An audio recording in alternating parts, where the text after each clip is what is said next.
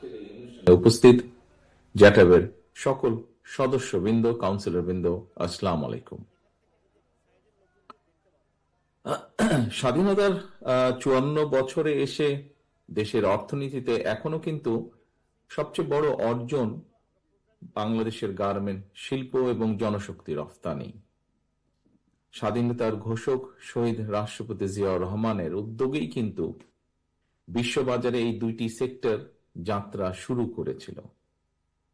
তারপর কিন্তু এতগুলো বছরে আরো কিছু পণ্য রফতানি হলেও এখনো কিন্তু দেখুন এই দুটি সেক্টরকে কিন্তু অন্য কোনো সেক্টর অতিক্রম করতে পারিনি। এখনো বাংলাদেশের অর্থনীতিতে এই দুটি সেক্টরের থেকে যে ইনকাম সেটি সামগ্রিকভাবে অর্থনীতিকে ডমিনেট করছে বা অর্থনীতিতে অবদান রাখছে।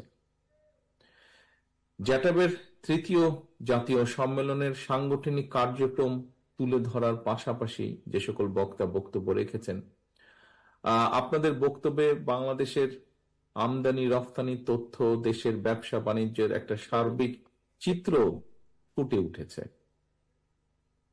একই সঙ্গে দেশে গার্মেন্ট শিল্প এবং টেক্সটাইল এর সেক্টরের যে সমস্যা বা সম্ভাবনা সেগুলো অনেকেই আপনারা কম বেশি তুলে ধরেছেন আপনাদের বক্তব্যের মধ্যে।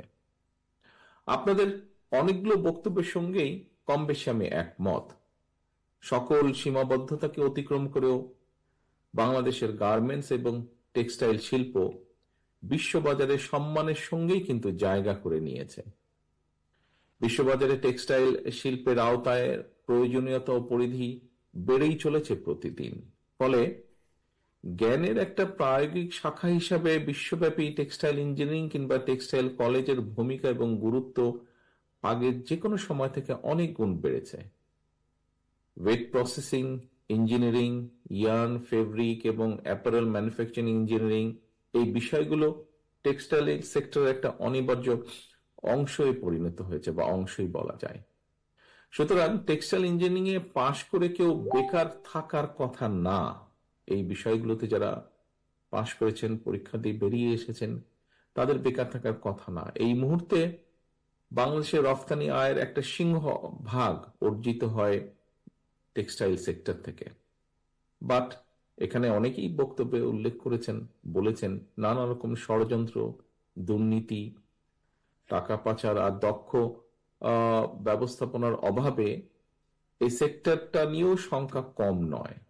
সুতরাং জিএসপি সুবিধা আদায় সহ এই সেক্টরে অগ্রাধিকার তালিকায় রেখে আরো কিভাবে নতুন পণ্যের রফতানি বাজার তৈরি করা যায় সেই লক্ষ্যকে সামনে রেখে বিশ্ববাজারে বাংলাদেশ বিএনপির আমদানি রফতানির একটি পরিকল্পনা রয়েছে। আমাদের রফতানি বাজার নিরাপদ এবং সুরক্ষিত রাখতে রফতানিকারকদের জন্য সঠিক সময়ে শিপমেন্টের ডেলিভারি দিনক্ষণ ঠিক রাখা একটা বড় চ্যালেঞ্জ। আর এই জন্যই বন্দর ব্যবস্থাপনা ঢেলে সাজানোর পাশাপাশি এটাকে কিভাবে আরো মডার্নাইজ করা যায় এ ব্যাপারেও বিএনপির একটি চিন্তা ভাবনা রয়েছে।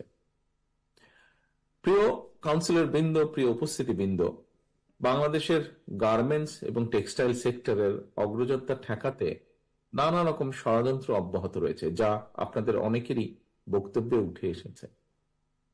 দেশনেত্রী বেগম খালেদা জিয়ার সরকারের সময় দেশে spinning, knitting, weaving, knit dyeing, woven dyeing, washing, dyeing, local dyeing সহ কারখানার সংখ্যা ছিল প্রায় 10,000-এর কিছু বেশি বলা যায়। কিন্তু বর্তমানে আমরা দেখছি এটার সংখ্যা কমে প্রায় 3,000-এর কাছাকাছি চলে এসেছে, 10,000 থেকে, যদি 10,000-ও ধরে থাকি আমরা। আরএনজি এবং টেক্সটাইল সহ শিল্পের বিরুদ্ধে নানা রকম ষড়যন্ত্র চলছে। সতর্ক থাকার পাশাপাশি রফতানি বাজারে আধিপত্য ধরে রাখার জন্য নিজেদের সক্ষমতাও কিন্তু আরো বাড়ানো প্রয়োজন। পাশাপাশি ব্যাকওয়ার্ড লিঙ্কেজ সহ শিল্পের বিকাশ ঘটানো প্রয়োজন। কাঁচামালের জন্য আমাদের যে নির্ভরতা আছে সেই নির্ভরতাকে কমিয়ে আনার জন্য কার্যকরী পদক্ষেপ নেওয়া প্রয়োজন আগামী দিনগুলোতে। প্রিয় উপস্থিতিবৃন্দ, গত 15 বছরে মাফিয়া চক্র দেশকে আমরা দেখেছি কিভাবে সম্পূর্ণ বলা যায় আমদানি নির্ভর, পরনির্ভর বা ঋণ নির্ভর করে ফেলেছে। এই অবস্থা থেকে অবশ্যই দেশকে বের করে আনা প্রয়োজন। বের করে এনে দেশকে সমৃদ্ধি এবং স্বনির্ভর করা প্রয়োজন যে কোনোভাবে। বাংলাদেশ জাতীয়তাবাদী দল বিএনপির অন্যতম প্রধান একটি অগ্রাধিকার হচ্ছে যে এই লক্ষ্য পূরণে নানামুখী উদ্যোগ গ্রহণ করা। এর অংশ হিসাবে দেশে বিদেশে বিনিয়োগ, বিশেষ করে ক্ষুদ্র এবং মাঝারি শিল্প প্রতিষ্ঠান, এসএমই সেক্টরে বিশেষভাবে প্রবাসী বিনিয়োগ বাড়িয়ে দেশের অভ্যন্তরে উৎপাদন এবং উন্নয়ন প্রক্রিয়াকে শ্রমশক্তির অংশদারিত্ব নিশ্চিত করার বিষয়টাও বিএনপির পরিকল্পনার ভিতরে রয়েছে। এই বিষয়ে আমাদের চিন্তা ভাবনা রয়েছে।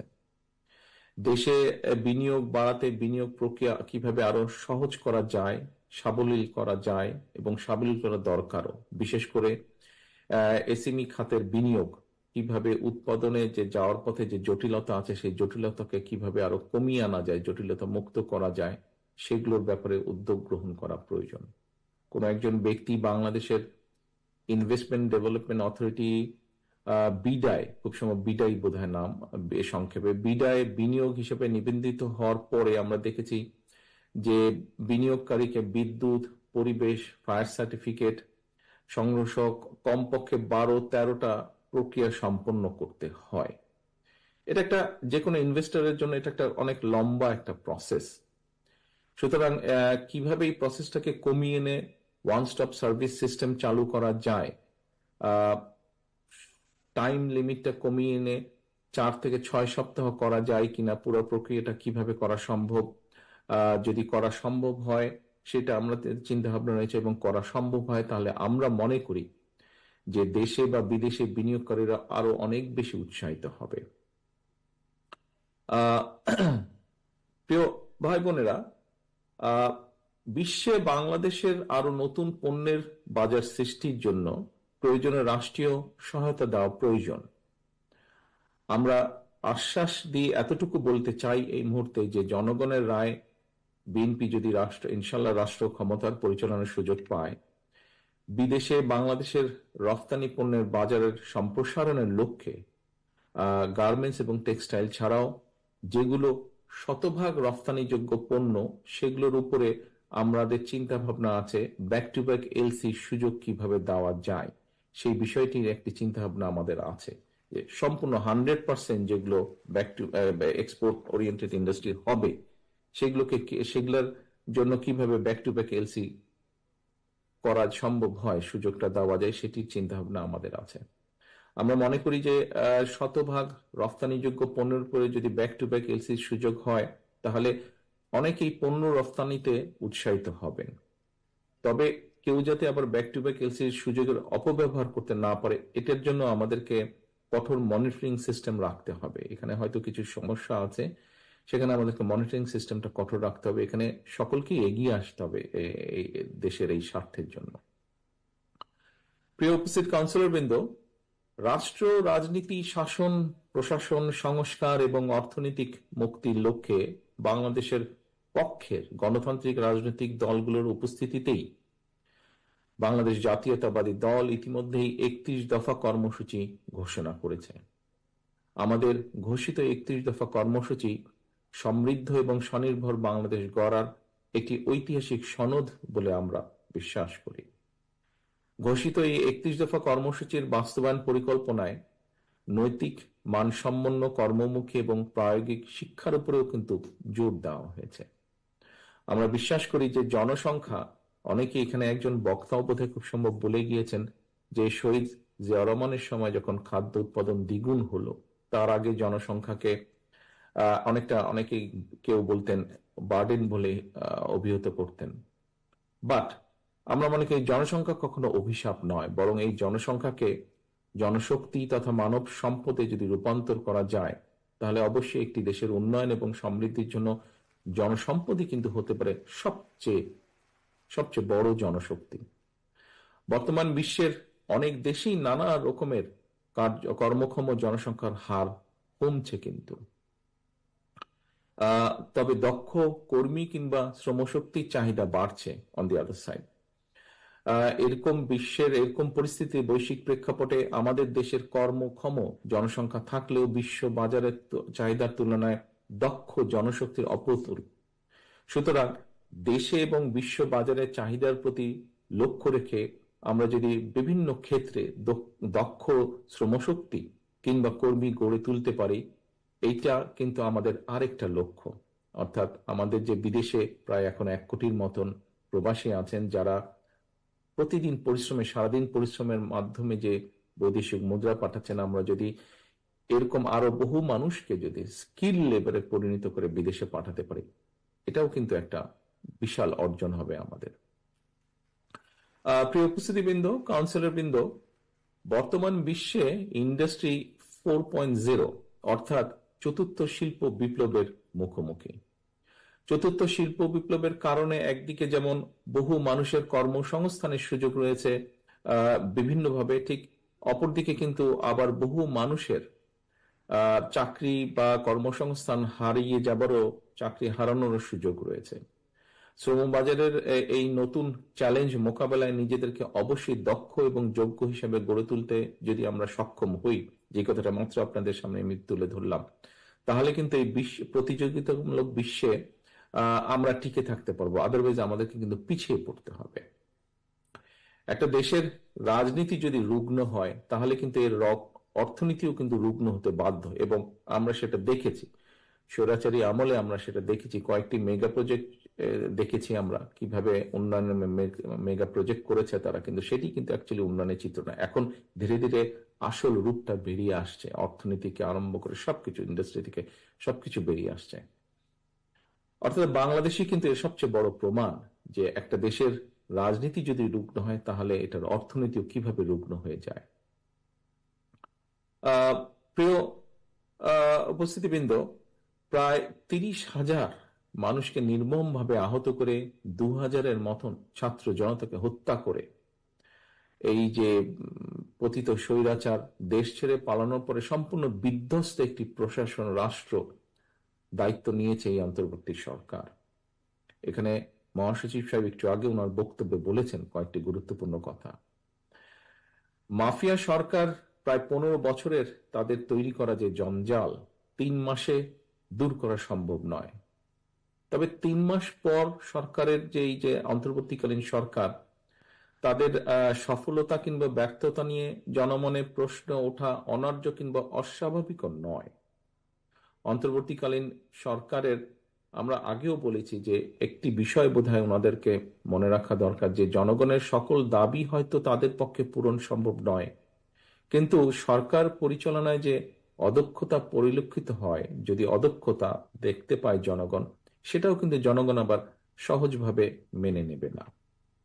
আমি এর আগেও বারবার বলেছি, অন্তর্বর্তীকালীন সরকারের প্রতি আহ্বান জানিয়ে বলেছিলাম যে রাষ্ট্র মেরামতের কর্মযজ্ঞ সম্পাদন করতে গিয়ে অগ্রাধিকারের সেটিং যদি ভুল হয়, অর্থাৎ কোনটা প্রায়োরিটি দিবেন ওনারা, সেটা যদি ভুল হয়, তাহলে কিন্তু জনগণের কাছে সরকারের অদক্ষতা হিসাবেই কিন্তু এটি বিবেচিত হবে। জুলাই আগস্টের যেই গণ অভ্যুত্থান, সেই গণ অভ্যুত্থানে আমরা দেখেছি বহু মানুষ, বহু ছাত্র, বহু বিভিন্ন শ্রেণী পেশার মানুষ, হাত, পা, কান, চোখ, বিভিন্ন অঙ্গহানি হয়েছে।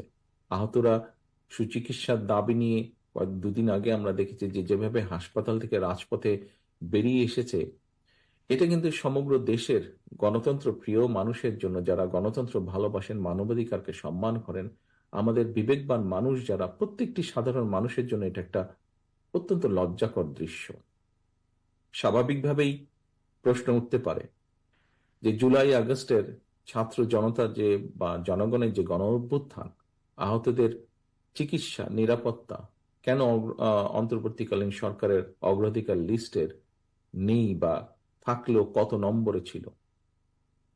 এরপরেও দেখেন আরেকটি বিষয়, যে বাজার সিন্ডিকেট ভেঙে নিত্য প্রয়োজনীয় জিনিসপত্র জনগণের ক্রয় ক্ষমতার মধ্যে আনার পদক্ষেপটি, যেই পদক্ষেপ, যেটা নিয়ে প্রতিটা মানুষ, সমাজের যে কোনো পর্যায়ে যে কোনো মানুষ, প্রত্যেকটি পরিবার যেই কষ্টের ভিতর দিয়ে যাচ্ছে, যেই দুর্বিষহ অবস্থার মধ্যে দিয়ে যাচ্ছে, এই যে নিত্য প্রয়োজনীয় দ্রব্যের যে দাম, এটার যে উঠা নামা যেভাবে করছে, এই বিষয়টাও অন্তর্বর্তীকালীন সরকারের প্রায়োরিটি লিস্টের মধ্যে কত নম্বরে আছে। আমি সবসময় এর আগেও কয়েকবার বলেছি দৃষ্টি আকর্ষণের জন্য যে অন্তর্বর্তীকালীন সরকারের সকল কাজ হয়তো সবার কাছে সাফল্য বলে বিবেচিত হবে না, কিন্তু অন্তর্বর্তীকালীন সরকারের ব্যর্থতা কিন্তু আমাদের সকলের ব্যর্থতা।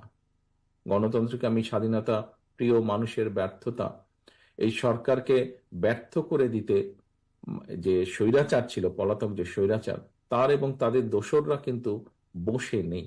সেটা দেশের ভেতরেই হোক বা দেশের বাইরেই হোক, প্রশাসনের ভিতরেই হোক বা বাইরে হোক, ওরা কিন্তু ওত পেতে আছে যে কিভাবে এই অন্তর্বর্তীকালীন সরকারকে ব্যর্থ করে দেওয়া যায়। এদেরকে যদি ব্যর্থ করে দেওয়া যায় তাহলে গণতন্ত্রকে ব্যর্থ করে দেওয়া যাবে। বাংলাদেশের কোটি কোটি মানুষ যারা গণতন্ত্রকে ভালোবাসে, গণতন্ত্রকে প্র্যাকটিস করতে চায়, তাদেরকে ব্যর্থ করে দেওয়া যাবে। প্রিয় উপস্থিতিবৃন্দ, এইরকম একটা পরিস্থিতিতে অন্তর্বর্তীকালীন সরকারের কিছু কিছু সিদ্ধান্ত মনে হয় তারা জনগণের যে আকাঙ্ক্ষা সেটার প্রতি ভ্রুক্ষেপ করতে বোধহয় চাইছে না। বরং তারা যেটা ভালো মনে করছে সেটাই তারা হয়তো চাপিয়ে দিতে চাইছে।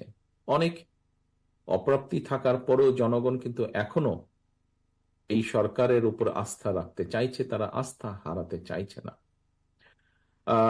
তবে একটা প্রশ্ন হচ্ছে, সরকার কি ঔদ জনগণের আস্থা রাখতে চায়?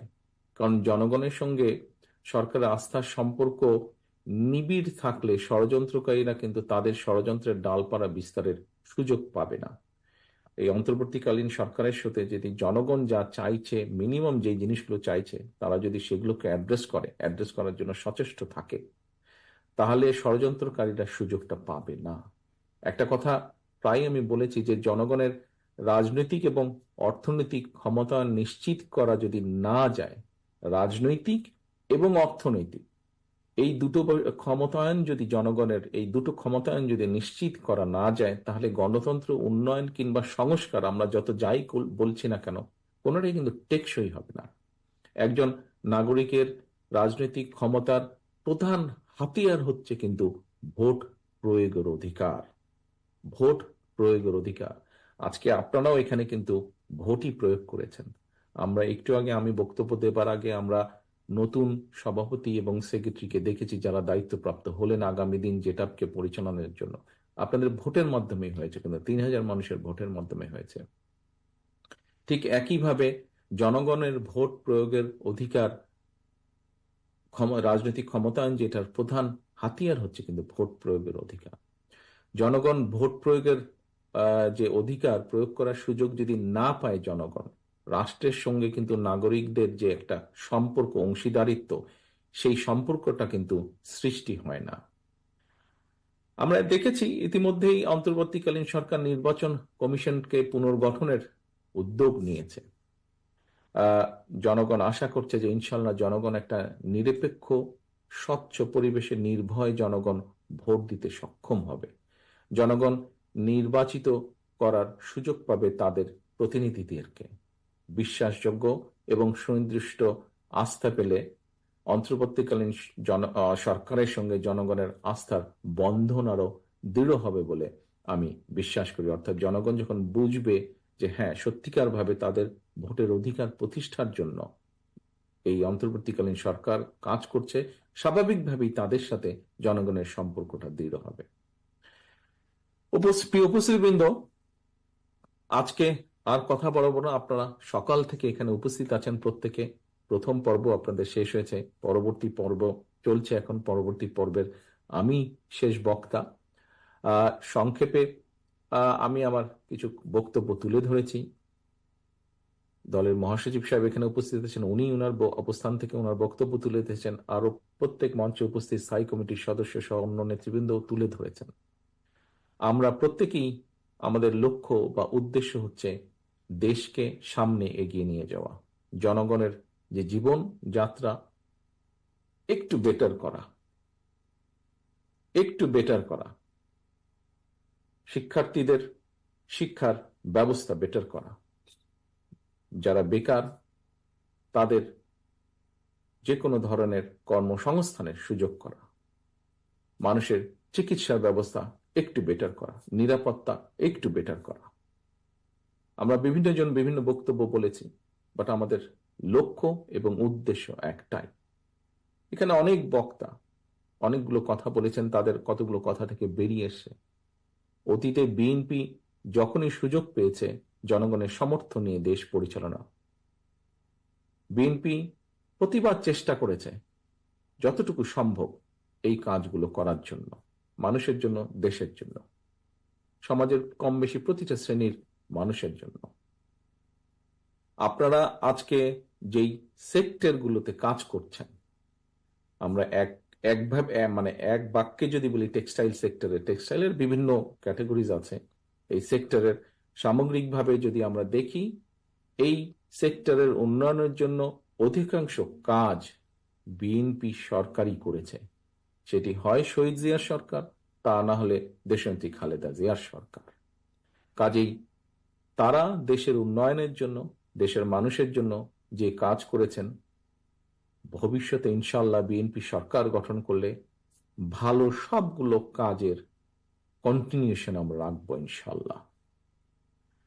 আমি পরিশেষে জেটাবের এই জাতীয় সম্মেলনের, যে আজকে যে সম্মেলন হয়েছে, সম্মেলনে যারা দায়িত্বপ্রাপ্ত হয়েছেন তাদের সাফল্য কামনা করছি এবং একই সাথে তাদেরকে শুভেচ্ছা জানাচ্ছি যারা আজকে দায়িত্বপ্রাপ্ত হয়েছেন। দেশের অর্থনৈতিক উন্নয়নে আপনাদের এখানে উপস্থিত প্রতিটা মানুষ যারা জেটাবের সদস্য, আপনাদের ভূমিকা থাকবে দেশের উন্নয়নে।